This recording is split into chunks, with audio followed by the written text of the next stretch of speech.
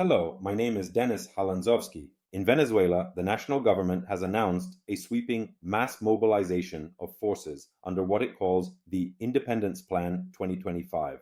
The order issued by President Nicolas Maduro and his military command mandates the mobilization of active armed units, the Bolivarian militia, civil security agencies, and thousands of reservists and volunteers, all in response to what Caracas describes as increasing threats of U.S. military intervention and imperialist aggression.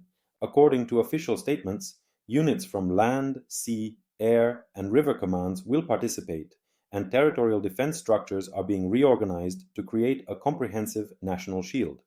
If you find this useful, please subscribe to the channel and like this video. And thank you to all of Ukraine's partners for your continued help and support. The magnitude of the mobilization is striking. Estimates suggest hundreds of thousands of personnel are being readied. Some sources even cite mobilization of up to 4.5 million militiamen. Weapons previously held in reserve, including decades-old Russian-made air defense systems and anti-aircraft missiles, have been placed on alert across key Venezuelan regions. Meanwhile, military drills in the Caribbean Sea and deployments to riverine and jungle areas near Colombia have been intensified.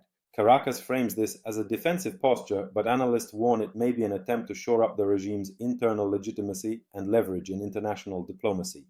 Why is this relevant now? The US has enhanced its naval, air, and intelligence presence in the Caribbean and Latin America, partly under the banner of anti-narcotics operations, but increasingly seen by Caracas as a projection of power aimed at regime change. Maduro's administration has repeatedly depicted Washington as preparing for ground operations. The mass mobilization therefore sends multiple messages to the US, to the region, and to the Venezuelan population. It signals readiness, deterrence, and a willingness to show force, even if the capability may lag. For Ukraine and its partners, there is a secondary significance. Global power alignments matter. Venezuela's cooperation with Russia and its alignment against perceived US influence mean that security theaters outside Europe are becoming more active, and that affects arms flows, geopolitical focus, and allied resource allocation. In short, what looks like a regional mobilization has broader implications. It reflects regime insecurity, global military posturing, and a shifting map of alliances. Venezuela aims to reinforce domestic control, deter external pressure, and strengthen its ties with partners such as Russia and China. As the drills increase and the readiness level rises, the risk of miscalculation or regional escalation also grows. Let's look at what to watch next, and what this development means for regional security, global diplomacy, and long-term strategic dynamics.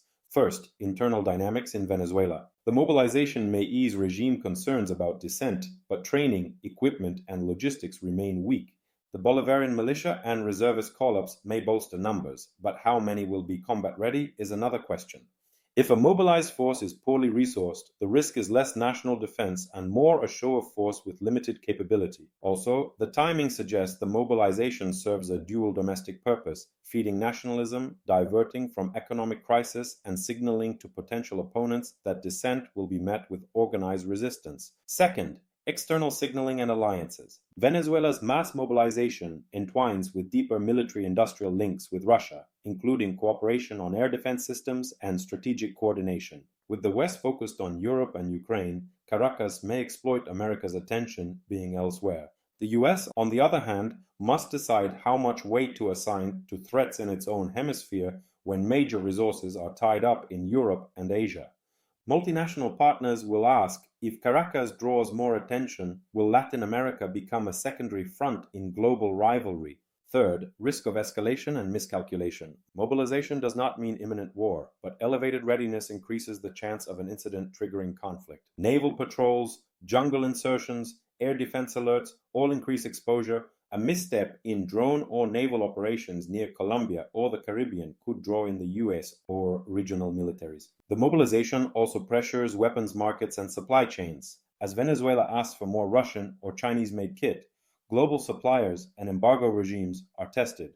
Finally, implications for Ukraine and global security architecture. Why should Europe or Kiev care about Venezuela? Because the world of great power competition is expanding. If resources are diverted to Latin America, fewer may be available to support Ukraine, deter Russia, or monitor Indo-Pacific escalation. Moreover, the narrative of resistance to Western influence grows stronger when countries mobilize under that banner. For Ukraine's allies, maintaining focus, cohesion, and capacity across multiple theaters becomes more complex. Bottom line, Venezuela's mass mobilization is not an isolated Latin American story. It is part of a broader pattern of shifting alliances, deepening polarization, and global strategic realignment. It demands attention, not just from regional watchers, but from anyone tracking the future of security, power, and war. Please subscribe and like for clear, verified updates. And thank you again to all of Ukraine's partners for their steadfast support.